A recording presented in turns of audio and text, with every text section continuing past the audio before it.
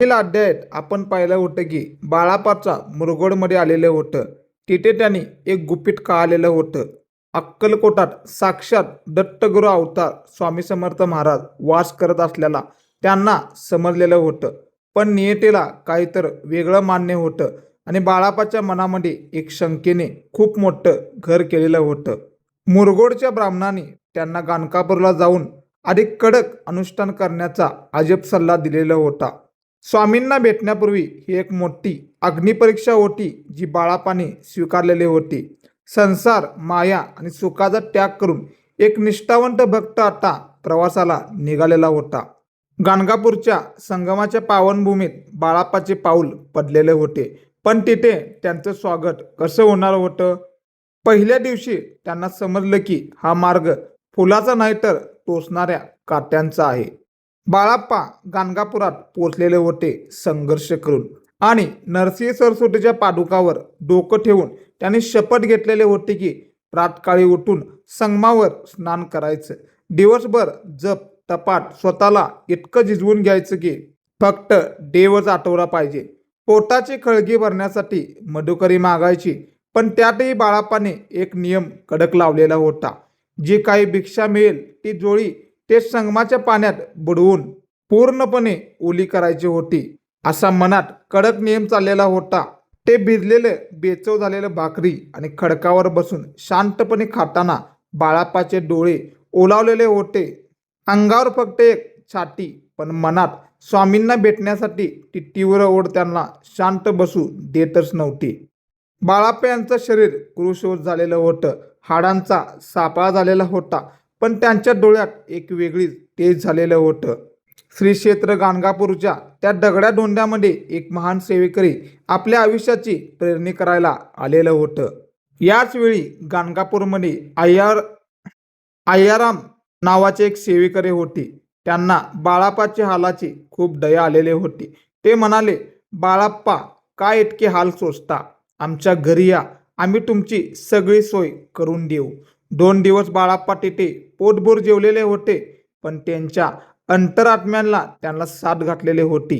ज्या गुरुसाठी श्री बाळाप्पा याने घर सोडलेले होते तिथे सुखाची राशी शोधणे हे भक्ताला सोबत नाही, असा विचार श्री बाळाप्पा यांच्या मनात आलेला होता. बाळाप्पा अय्याराम सेवेकरी यांच्या घरी 2 दिवस राहिलेलं होतं. पण बाळाप्पा पुन्हा मधुकरी मागून ती पाण्यात भिजवून खाण्याचा आपला कडक नियम पुन्हा एकदा सुरू केलेला होता. स्वतःच्या शरीराचा मोह सोडल्याशिवाय साक्षात परब्रह्म प्रसन्न होत नाही हे त्यांना उमरलेलं होतं. थंड असो, वारा असो, पाऊसही असो, कशाची पर्वा न करता श्री बाळाप्पा हा लढा आता शिंगेला पोचलेला होता. अखेर बाळाप्पांच्या या निस्वार्थ भक्तीचे दखल साक्षात अक्कलकोटच्या दरबारात घेतली गेलेली होती. बाळाप्पाचे नित्यकर्म बरोबर आता 1 महिना लोटलेलं होतं. त्यांचे कडक अनुष्ठान आजही तसेच होते. एका रात्री बाळाप्पाला स्वप्नात 3 तेजस्वी यतिमूर्ती प्रकट झालेले होते. त्या दिवशी दर्शनाने बाळाप्पाच्या अंगावर शहार आलेले होतं. त्यांच्या मनाला एक वेगळीच उभारी मिळालेली होती. 15 दिवस उलटल्यानंतर पुन्हा एकदा चमत्कार झालेला होता. एक ब्राह्मण स्वप्नात आलेलं होतं. त्या ब्राह्मणाने गर्जना केलेली होती, बाळाप्पा, तुझे कार्य येथे पूर्ण झालेले आहे यशस्वीरित्या. आता तू उशिरा करू नको. अक्कलकोटला थेट निघा. अक्कलकोटचे श्री दत्त स्वामी रूपाने नांदत आहे. तिथे जा आणि तिथे इच्छितो कार्य साधून घे, असे ते त्यांच्या स्वप्नात ब्राह्मण सांगितलेले होते. हे ऐकताच बाळाप्पाच्या आनंदाला पारावर उरलेला नव्हता. जणू काही त्यांनी स्वर्गाचा पट्टा सापडलेला होता. बाळाप्पा खूप आनंदित झालेला होता. पण स्वामींना भेटण्यापूर्वी साक्षात काळ त्यांचा मार्ग अडवण्यासाठी दबा धरून बसलेला होता. तो प्रसंग इतका भयंकर होता की कोणाचाही थरकाप उडाला असता. पण बाळाप्पा डगमगले नाहीत. श्री बाळाप्पा महाराज संगमावर शेवटचे स्नान करण्यासाठी गेलेले होते. आपले कपडे एका झाडाखाली ठेवलेले होते. स्नान उरकून परत आले आणि जशी त्यांनी आपली वस्त्रांची गोठडी उचललेली होती तसं काळजात त्यांना धस्स झालेलं होतं. त्या वस्त्रांच्या खालून एक महाकाय आणि अत्यंत विषारी विंचू वेगाने बाहेर पडलेला होता. ते पाहून बाळाप्पा एकदम थक्क झालेला होता. बाळाप्पाचे पाय थोडक्यात वाचलेलं होतं, अन्यथा त्या क्षणी त्यांचा प्राण जाण्याची 100% शक्यताच होती. पण म्हणतात, स्वामींच्या भक्ताला साक्षात काळही स्पर्श करू शकत नाही. ही प्रवृत्ती श्री स्वामी समर्थ महाराजांच्या भक्तांना आशीर्वाद रूपाने होतच असतो. विंचवाला न मारता बाळाप्पाने त्याला बाजूला जाऊ दिलेलं होतं. शांतपणे आपल्या नित्यकर्मे आटोपलेली होती. ही विंचवाची घटना म्हणजे बाळाप्पाच्या आयुष्यातील शेवटची बाधा ठरलेली होती. आता त्यांचं मार्ग पूर्णपणे मोकळा झालेलं होतं आणि अक्कलकोटचे वेळ त्यांना लागलेलं होतं. ज्या दिवशी श्री बाळाप्पा महाराज अक्कलकोटला जाण्याला ठरवलेलं होतं, त्या दिवशी गाणगापुरात एक वेगळीच लहर आलेली होती. त्या दिवशी त्यांना जेव्हा भिक्षा मागितली तेव्हा घरोघरी त्यांना चविष्ट पक्वान वाढण्यात आलेलं होतं. काही दिवसापूर्वी त्यांना कोरडी भाकरीही मिळत नव्हती. त्यांच्या झोळीत आता अमृताचा वर्षाव झालेला होता. हा स्वामींचा संकेत होता की बाळाप्पा, आता तुझे कष्टाचे दिवस संपलेले होते. इथून पुढे तुझे सुखाचे दिवस सुरू होणार आहे, लक्षात ठेव. बाळाप्पाने ते पक्वान ग्रहण केलेलं होतं. भरल्या पोटी आनंद मनाने अक्कलकोटची वारी धरलेली होती. वाटेत त्यांना अनेक उत्तम शकुन झालेलं होतं. जणू निसर्गही त्यांच्या आगमनाची तयारी करत होता. पायी प्रवास करताना श्री बाळाप्पा महाराज यांना खूप सारं थकवा जाणवत नव्हता, कारण त्यांच्या मनात श्री स्वामी समर्थांची मूर्ती डोळ्यासमोर होती आणि नामजप त्यांच्या मनात होतं. अखेर बाळाप्पा चालत चालत दुसऱ्या दिवशी बाळाप्पाच्या डोळ्यासमोर अक्कलकोटची ती पावन नगरी दिसू झालेली होती.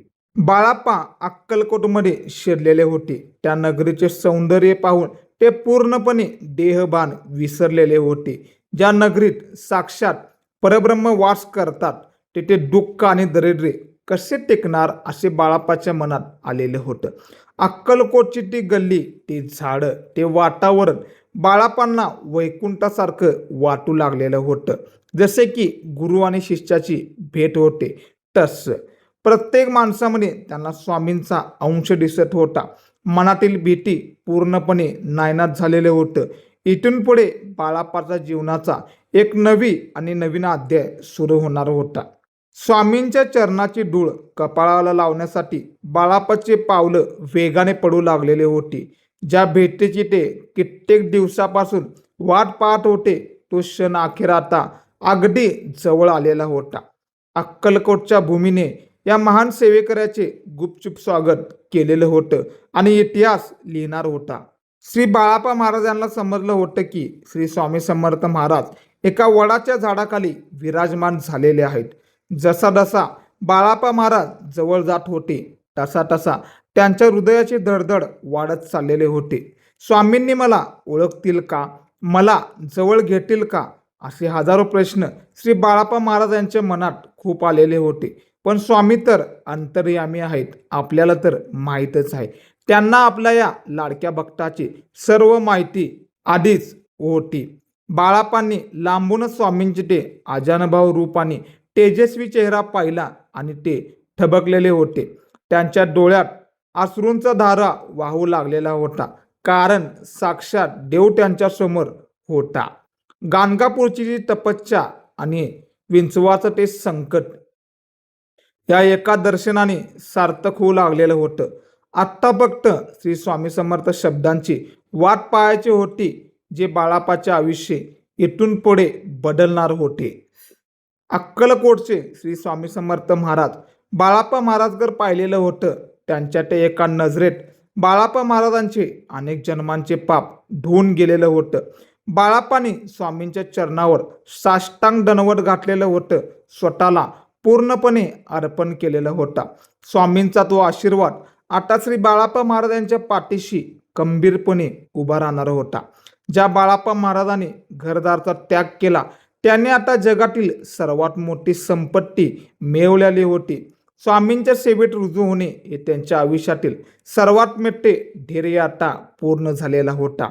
पुढच्या प्रवासात स्वामी बाळाप्पांना कोणती महत्त्वाची जबाबदारी सोपवणार होते आणि बाळाप्पाने स्वामींचे खास सेवेकरी म्हणून कशी ओळख मिळाले, हे सर्व गूढ आता अक्कलकोटच्या या पावन दरबारात एकामागे एक उलगडणार आहेत. श्री स्वामी समर्थ मित्रांनो, हा होता स्वामी चरित्र सारामृत अध्याय 11वाचा आम्ही तयार केलेला सारांश होता. आपण पाहिलं की बाळाप्पा महाराजांनी कशा प्रकारे कडक अनुष्ठान करून स्वामींचे मन जिंकलेलं होतं. आपणही का करू शकत नाही कडक अनुष्ठान? गाणगापूर ते अक्कलकोट हा प्रवास केवळ अंतराचा नव्हता, तर भक्तीच्या सर्वोच्च शिखराचा होता. प्रत्यक्ष वैकुंठ भवन असलेले अक्कलकोट म्हणजे स्वामींचा प्रवेश हा ऐतिहासिक प्रसंग आलेला आहे. स्वामींच्या कृपेने एका अज्ञान जीवनाचे कल्याण कसं होतं या अध्यायावरून स्पष्ट होते. श्रोत्यांनी हा अध्याय अत्यंत प्रेमभावाने ऐकला तर त्यांच्याही जीवनातील संकटांचा विंचू नायनाट आणि दूर होतील. अध्याय 11वाचा सारांश बाळाप्पाच्या जीवनातील सर्वात मोठा आणि निर्णायक वळण देणारा भाग होता. श्री बाळाप्पा महाराज सेवा आता पुढे कशी वेगात वाढत गेली हे पाहणे खरोखरच प्रेरणादायक ठरेल. या अध्यायाचा गोडवा पुढच्या भागामध्ये अजूनच वाढत जाणार आहे हे नक्कीच. तर माझ्या मित्रांनो, बाळाप्पाचा हा स्टोरी ऐकून तुमच्या अंगावर शहारा तर आलेच असतील. तुमचा एक लाईक, एक कमेंट मला पुढचा अध्याय बनवण्यासाठी ताकद देत असतो. जर तुम्ही अजूनही पॅटर्न वेगळ्या चॅनेलला सबस्क्राईब केलं नसेल तर आत्ताच आपल्या परिवारामध्ये सामील व्हा. कमेंटमध्ये स्वामी माऊली लिहायला विसरू नका आणि हा व्हिडिओ तुमच्या ग्रुपमध्ये शेअर करा. तुमच्या एक शेअरमध्ये कुणाच तरी भलं होऊ शकतं. स्वामींच्या सेवेचं हे एक माध्यम आहे. या व्हिडिओला मी काही टार्गेट दिलेलं आहे. 100 लाईक आणि 20,000 व्ह्यूजचं मी टार्गेट दिलेलं आहे. तुम्ही ते पूर्ण करणार मला माहीतच आहे. तोपर्यंत श्री स्वामी समर्थ, जय जय स्वामी समर्थ. भेटूया अध्याय 12 मध्ये. तोपर्यंत सर्वांनी काळजी घ्या.